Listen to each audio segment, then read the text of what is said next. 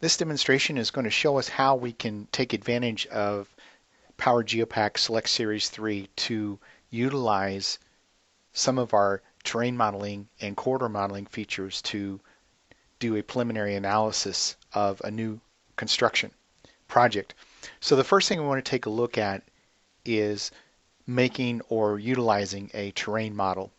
We're going to make the assumption that the only thing provided for this particular exercise is a Geopack 10 file or a DTM file or land XML file, basically any type of a file that is providing existing ground data. So the first thing that I want to do then is to make a three-dimensional microstation file that we can import that terrain model information into. So I'm going to select to create a new file, and I'm going to make sure that I have my 3D seed file selected. We'll give this a name. I'll call this existing terrain. We'll create that file and we'll open it. As part of this exercise, one of the things that I would like to demonstrate is taking advantage of Google Earth for imagery in our background. So to do that, we need to make sure that our file that we're working in has the proper geographic coordinate system set. And so that's the first thing that I want to do. So I'm going to come up to Tools, and I'm going to go down to the Geographic category, and I'm going to open this as a toolbox just so that we can get to a couple of these different icons quickly and easily. And the first thing that we want to do is to select the geographic coordinate system.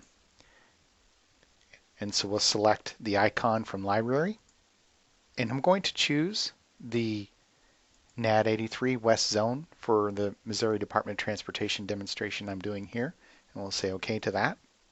And then I want to just save those settings. We're going to go ahead and close this dialog now for just a moment. And the next thing we want to do now is to build our terrain. So we'll come over to our task, and I'm going to go to Terrain Modeling, and I'm going to choose to create a terrain model from File. And I'm going to choose the terrain model that I was provided for this exercise. It might already have been done in a DGN file for you, or you might have been given information to import. In our case, we're going to import. With our import dialog opened, if we can go ahead and select our source units, and our feature definition we want to use in this demonstration is going to be existing boundary. And then we select import. And then we can fit this terrain model to our view and close this application. And just to show a couple of things here, if I select on this boundary, I can go to our quick properties and I can change easily the way the terrain model displays. For example, if I wanted to see the existing contours, I can just select existing contours. And if I window in, I'll see the labeling on there. But for our example, I'm going to go back to boundary only. The next step in the process is to project our project into Google Earth and capture that Google Earth image.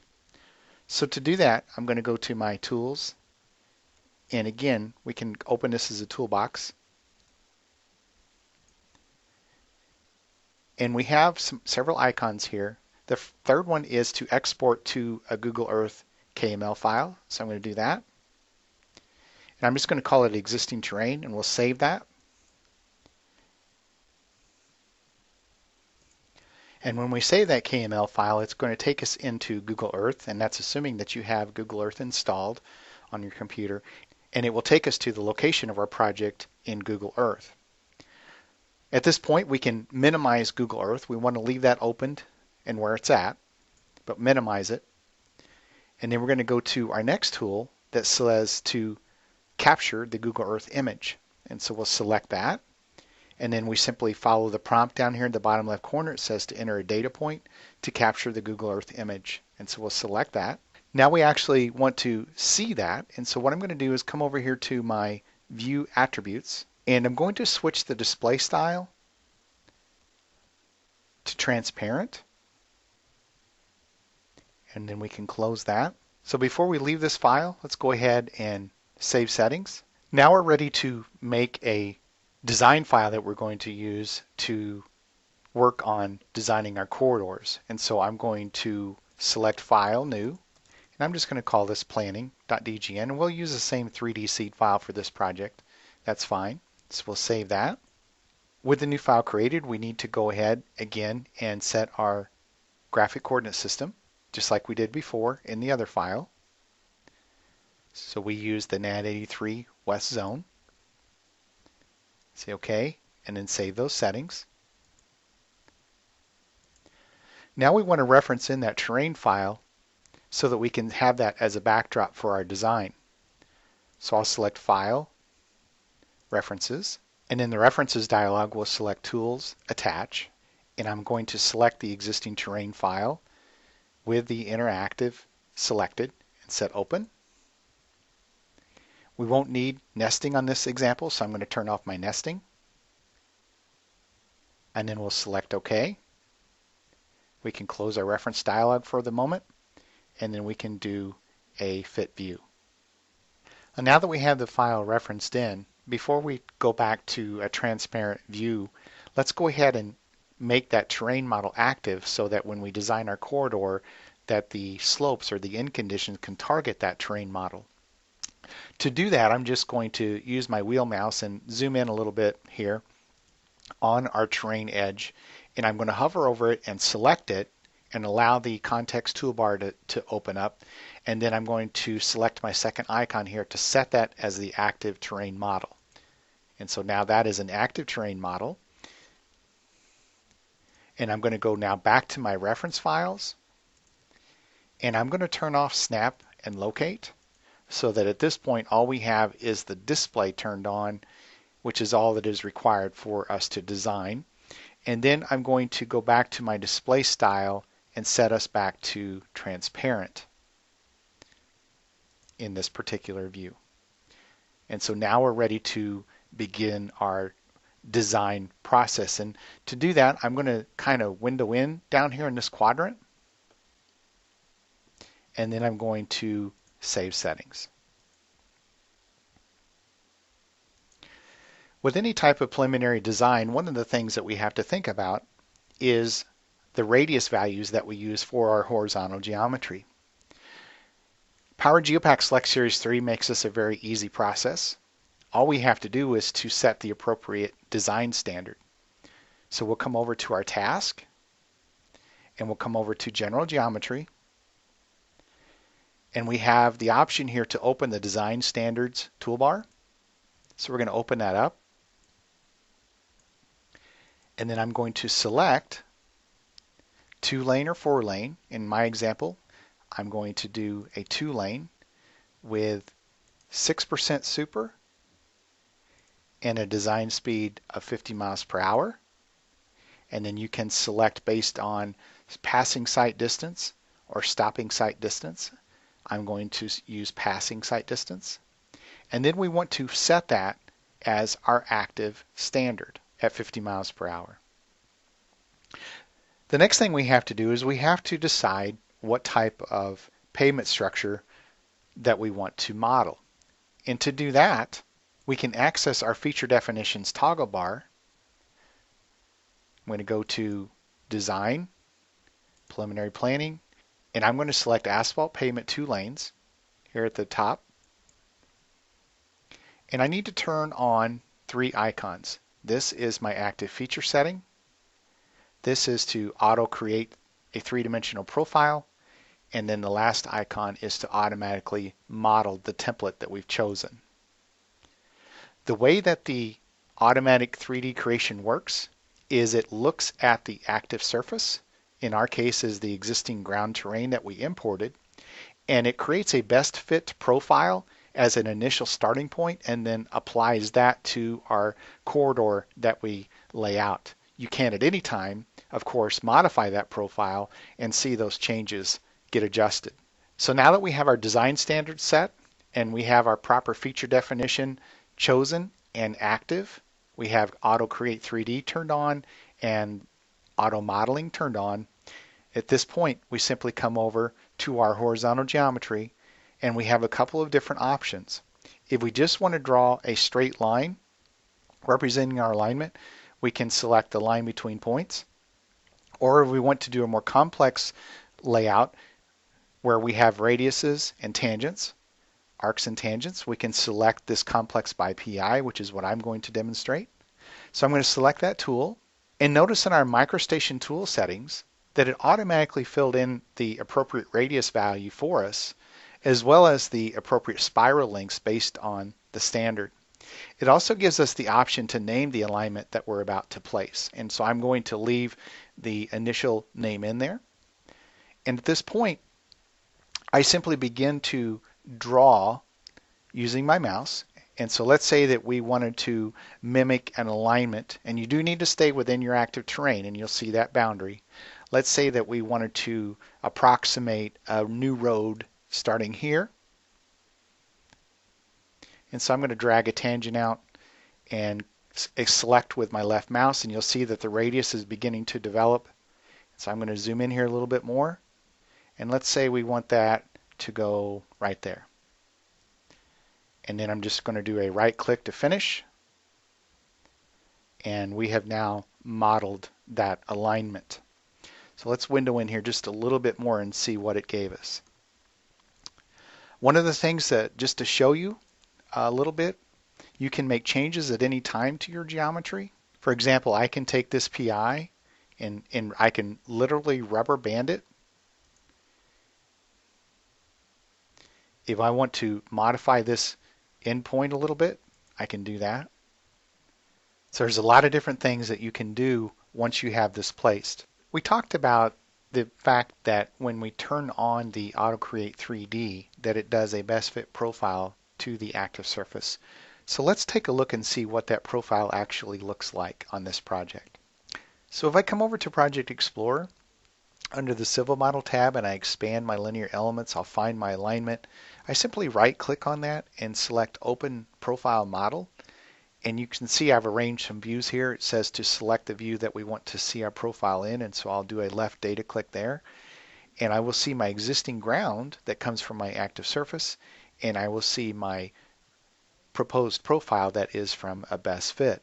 Now if I select the best fit profile and go to the quick properties, you can see that I can make adjustments here to my upper and lower envelope along with my desired crest and sag curve lengths and my minimum curve length. And so if I wanted to try to avoid a lot of cut, for example, maybe I change this to -5 feet and bring that profile up, and in our upper envelope maybe we expand that to 20 feet, and you'll actually be bringing that up more into a fill situation than a cut.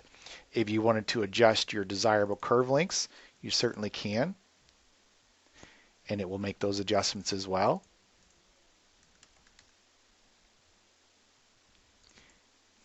So let's change this to example 18 and drop that down just a little bit. So that's how we can make adjustments to our profile. And if you wanted to do a real profile design, you can select this, and there's an option here to convert this to a ruled profile. And once that's converted to a real profile, then you can make adjustments. You can insert curves, all types of things that you can do on a normal proposed profile design. Now let's take a look at our dynamic cross sections. To do that, we're going to come over to our task and expand our corridor modeling under our civil tools and select Open Cross-Section View. And it asks us then to locate the corridor. So I'm just going to pick my corridor, and then I'm going to select a view to display my cross-sections in. And immediately you'll see my proposed cross-sections. And as I toggle through my project, you can see that horizontal line there is actually coming from our aerial mapping.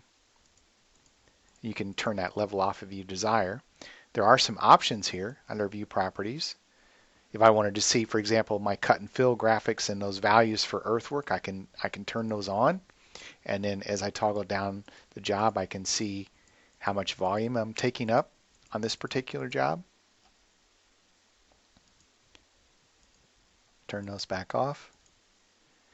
If we hold down our Shift key and use our wheel mouse, we can stretch vertically. Our Control key in our wheel mouse, shrink and stretch horizontally. And no key down, wheeling in, moves in and out around the point that we are. You can type in a particular station. You can advance one station at a time, proceed all the way to the end, or all the way to the beginning. If you do a right mouse click, you can select to locate station by data point, select in my plan view, and then navigate to a location you want to see a cross section. If I do a right click, I also have the ability to place a temporary dimension line. So for example, if I wanted to evaluate how much of a fill distance I have, I can select that, and you can see I have the distance and the slope value as I proceed down my job. And so these are some things that we can do in our dynamic cross-section view. And just a little tip, anytime I'm in a command and I want to get out, I can press the escape key or F4 function key in the mode out workspace. And just one thing to show, if I select my geometry here and I move, that dynamic cross-section view is going to update as quickly as my alignment updates as well. And so I can make those changes to the geometry and see those updated cross-sections. The very last thing I want to show in this video is how can I determine the quantities that I'm dealing with. At any time I can select my corridor, and on the context toolbars, one of the items right here is corridor component quantities. And I can look at other reports as well. But if I'm just trying to get some rough quantities, I can select this and it'll open up the component quantities dialog. And at this point, it either gives us a surface area, for example, our area of ground proposed, which would represent our seating area, or it's going to give us a volume of cut or fill. And immediately we can see that this particular job, based on the location of my profile, doesn't have any cut at all. It's completely a filled job. And we can then adjust our unit cost based on the units that were provided and see the cost, the rough preliminary cost of the particular project at any given time.